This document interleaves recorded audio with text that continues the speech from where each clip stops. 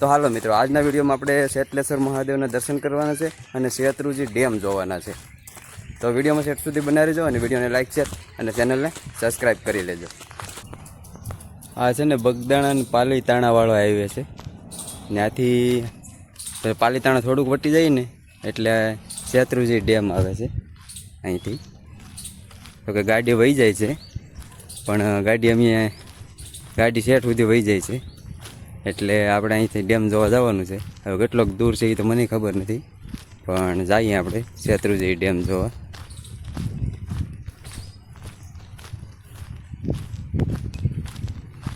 વડલાઈન વડવાયું તો છે, બહુ મોટી મોટી વડવાઈ છે. આ બાજુ ગારો છે, આ બાજુ આમ બોલે પણ છે.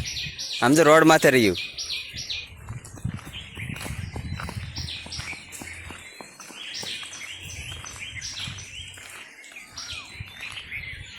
આ તો વડવાઈ છે, થળિયું આમ થળિયું છે ઓલી બાજુ.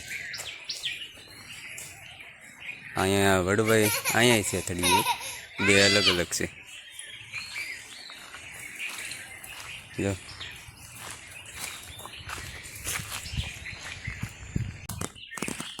આ બધું આમ જૂનવાણી હોય એવું મને લાગે છે. બધું જૂનું બધું ખંડેર જેવું. એ આ ડેમ દેખાય ને, જો આમો છે એના ડેમ જ છે. જો આ મકાન જૂનવાણી છે, એને વર્ષો જૂનું હોય એવું. અહીંયા એક ખંડેર જેવું મકાન પડ્યું છે. હવે નજીક આવી જવું એવું મને લાગે છે ડેમ.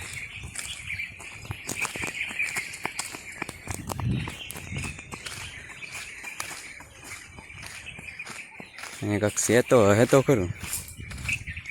આપણે પહેલી વાર જઈએ જો ભાઈ ડેમ જો, આપણે પહેલી વાર જઈએ. અહીંથી અમે આવ્યા ને અહીંયા જઈએ છીએ આ શેત્રુંજી ડેમ તરફ જઈ લખેલી શેત્રુંજી ડેમ બંધ તરફ. તો આવી પર જઈએ છીએ. અહીં બધું ઘણી જૂનવાણી છે. જો માલ ઢોર તો છે જ, પણ આમ બધી ચોપડીને બોપડીને બંગલાને બધું હતું, પણ બધું ખંડર જેવું થઈ ગયું છે. હવે આપણે ડેમ ઉપર તરફ જઈએ.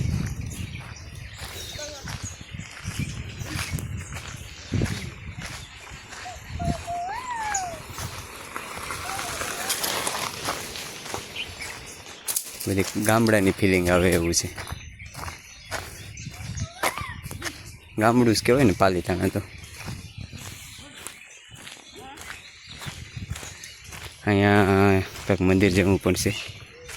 અહીં છે શ્રી શેતલેશ્વર મહાદેવ, સંત શ્રી બજરંગદાસ બાપા, શ્રી રામચંદ્ર ભગવાન.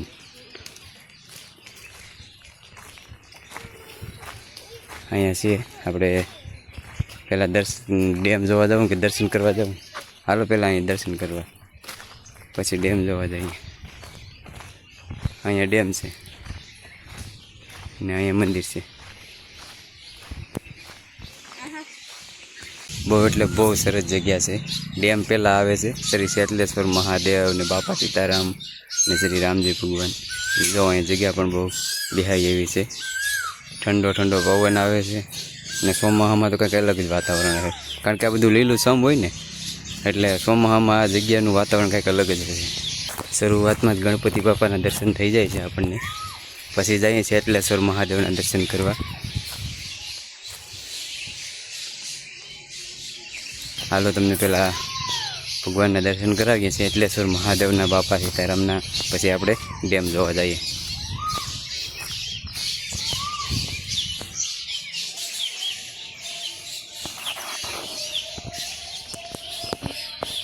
આ મહાદેવના દર્શન કરો બધાય, પણ અહીંયા બહાર તાળું મેળેલું છે. ગણપતિ દાદાના દર્શન થાય, હનુમાન દાદાના દર્શન થાય, અહીંયા દાદાના દર્શન થાય. શ્રી સરમાળિયા દાદાના દર્શન થાય આપણને.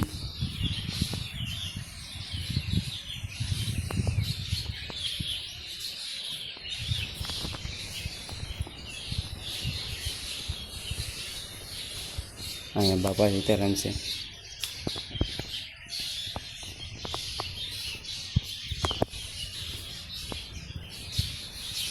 શીતળાઈ માતાજીના દર્શન થાય.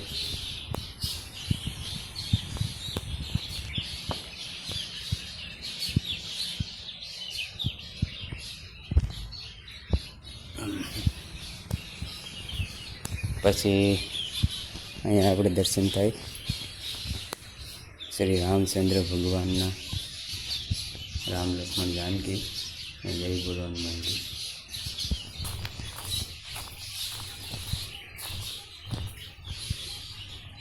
અહીંયા હનુમાન દાદાના દર્શન થાય છેલ્લે. પછી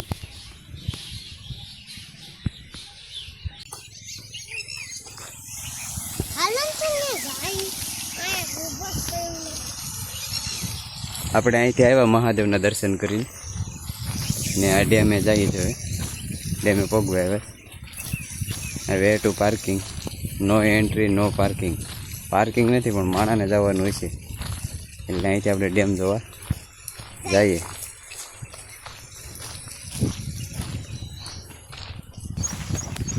બસ હાલો, ડેમ હવે થોડુંક જ છે આગો. ગતિ મર્યાદા 5 કિમી, એટલે 5 કિમીનો શું મતલબ થાય? 5 કિલોમીટરના ઝડપે આંકવાની. અહીંથી પાલીતાણાનો ડુંગરો દેખાય ને બહુ એટલે બહુ જોરદાર ડેમ જોવા મળશે આપણને. જો અહીંયા લગભગ કામ ચાલુ છે ડેમનું. હા હા એ હશું. હા વિચાર ડેમ છે.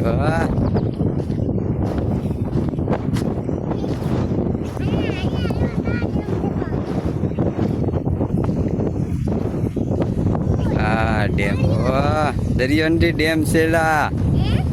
ડેમ બહુ લાંબા પલ્લા સુધી છે. આમ અહીંયા ડુંગરો છે પાલીતાણા, બહુ સરસ છે. ને હજી આમ જોવા જવાનું છે પણ અમારી પાસે ગાડી નથી.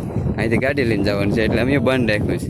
બહુ હાલવાનું વધી જશે. ગાડી લઈને આવો ને તો એક તો આમથી ઘણું બધું હાલીને આવ્યા, અને અહીંથી પછી પાછું ગાડી લઈને જવાનું. ને ડેમ જો સામે છે, જે પાણી જાય ને નીચેથી પાણી પડતું હોય. અત્યારે તો કદાચ ઓછું પાણી હશે એટલે નહીં પડતું હોય, પણ ડેમ મેન સામે છે. જો અહીંયા જરાક ઝૂમ કરીને બતાવી તો જો અહીંયા ડેમ છે. અહીંથી ગાડી લઈને જવાનું, આમ ફરી નાથી ફરી ને સામે જવાનું ડેમમાંથી. નાથી ડેમ હકીકતમાં જવાનું છે, પણ આપણે હાસો નજારો તો અહીંયા જ છે મિત્રો. ને આ પાલીતાણાનો ડુંગરો છે. તો કેવો લાગ્યો ડેમ પર્સનલી કમેન્ટમાં કહેજો આપણને. આપણે ડેમે પહોંચી ગયા અને અહીંયા યાદ આવી ગઈ છે. અહીંથી આગળ જવાની મનાઈ છે. અહીંથી રોવાનું લખની ગ્રીલ છે ને આ ખુલ્લી, લગભગ આ ખુલ્લું હોય છે. અમુક સમય ખોલતા હોય છે, પણ અત્યારે કાંઈક કામ ચાલુ છે એવું મને લાગે છે, એટલે નથી જવા દેતા. પણ હવે આપણે અહીંથી જોઈ લઈએ. ગજબ છે અહીંથી નજારો.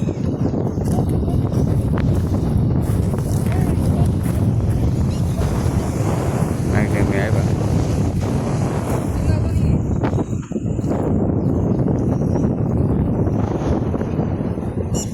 બહુ મોટો ડેમ છે. આમ નજર પૂગે ના ઉડે છે.